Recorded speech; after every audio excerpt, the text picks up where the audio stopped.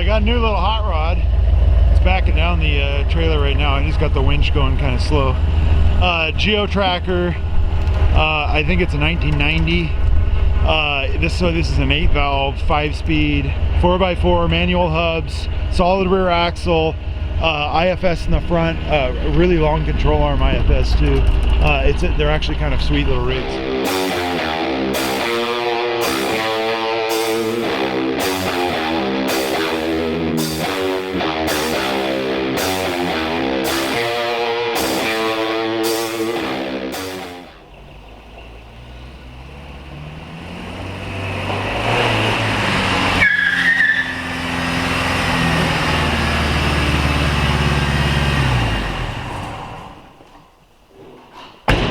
All right, so 1990 Geo Tracker.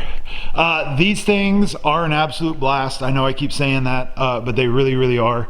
And I can't emphasize it enough. And there's so many things you can do with them. You also can get these in a 2-wheel drive, and they make really fun little hot rods too. You know, you drop them down, you take the top off, and just kind of hot rod around in them that way. Just fun. They're so small, you can't not have fun in it. They're just a blast. They're pretty rigid. Yeah, there's a ton you can do. So they're body on frame. They have the coolest little frames I've ever seen. It's a 4x2 rec tube frame. It looks like someone made it. That's how they are.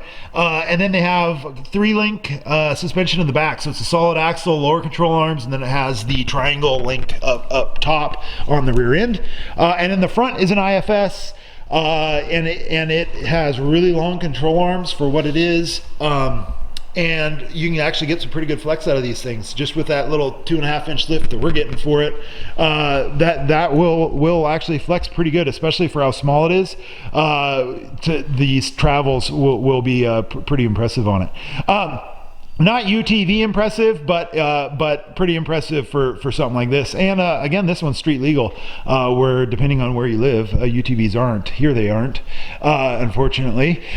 So wheels and tires, if I have some steel wheels, I'm going to use them. They are Ford truck pattern, Ford half-ton truck pattern, the old pattern, the 5 on 5.5. If I have some, we'll use them. If we don't, we're going to paint these ones and just use these. They are the ugliest wheels in the world, so if I can replace them with something better, I will. But I'm not sure if I actually have some sitting around somewhere or not. I think I do, but I can't think of them off the top of my head. So anyway, so wheels will be tires will be 31s. They're just going to be Thunders. They're going to be really inexpensive. The lift kit we're getting is Old Man Emu springs, 1-inch spacers for the springs. No body lift. Don't body lift one of these unless you're trying to keep a pristine body and just clear bigger tires. That's the only reason you would ever want to body lift them. They side hill terrible if you start going up too high with your center of gravity. It doesn't gain you ground clearance doing that. It only gains you tire clearance. There's just no reason to be doing it. It's a lot of work and really you lose more than you gain. But we are going to have to trim for our 31s. That's the difference. So that's okay though. We're going to make front and rear bumpers for it. We're going to make really, really simple fabricated bumpers for it that anyone can make. If you have a welder and a way of cutting steel, cut off wheel, sawzall, doesn't matter, whatever you got, hacksaw, you'll be able to make the bumpers we're making for this thing.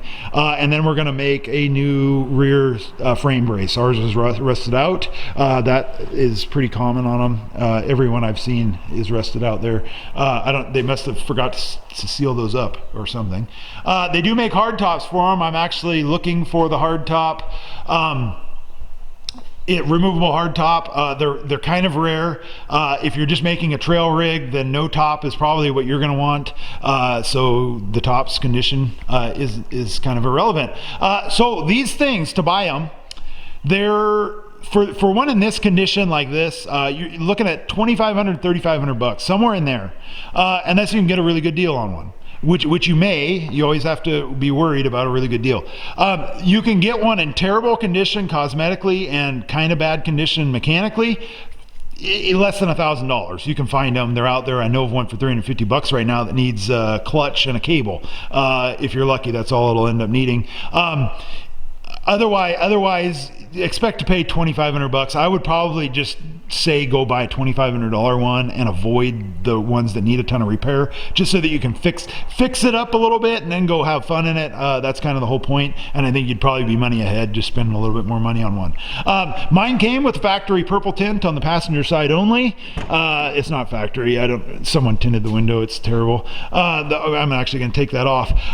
Someone already removed the carpet and stuff from it and then threw some rubber mats down. That's good. Rubber and flooring, it's probably better than carpet was as far as getting water on it and then rotting the floors out, but it's not as good as if you were just to rhino-line it. So that's probably what we're going to do. We actually got 2 layers of rubber there. So we're probably just going to rhino-line this and then take those out. That way we don't have water sitting in between the rubber and it'll actually rot it out. I'm in this side because if you are going to go look at one of these and you haven't looked at one yet, the hood pop is actually in the glove box. It's right up there. So otherwise you're going to kind of feel dumb when you can't find it if the owner of it doesn't know where it is either, but he should. So this one is an 8 valve. They are also available in a 16 valve on the later models. This is a 1990. I believe, I'm not sure when they went to 16 valve, but when they go 16 valve, they're also multi-port. Probably quite a bit better engine and more powerful, but these ones are actually really plenty powerful to have a blast in, and if you're just going to be doing trail riding stuff, this engine is absolutely plenty. They still have more power than the Samurai does. They need valve adjustment, so you can see that that may be something that might get you one of these for a good deal, because when they need to be adjusted, they are noisy, and people are going to avoid it because it sounds terrible.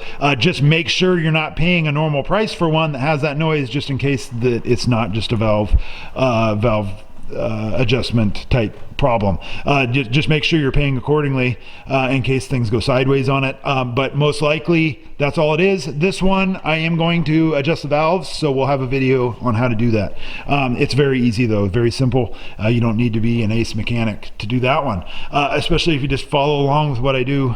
You'll figure it out. This one has AC. We're actually going to fix that. If it's fixable, we're going to fix it. If it needs a bunch of parts, I'm not going to fix it. I'm just going to take it off, but I'm going to fix it. I am going to remove the alarm. You can see the alarm system just in case there's some sort of an interlock or something on it, and they all have power steering, which is kind of weird.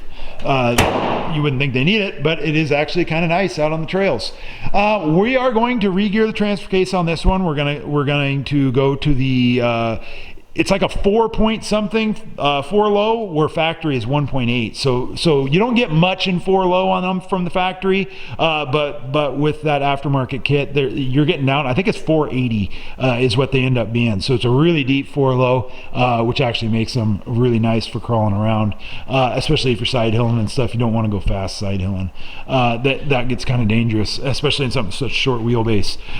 So that is it. There's our tracker. I think I kind of introduced it pretty good.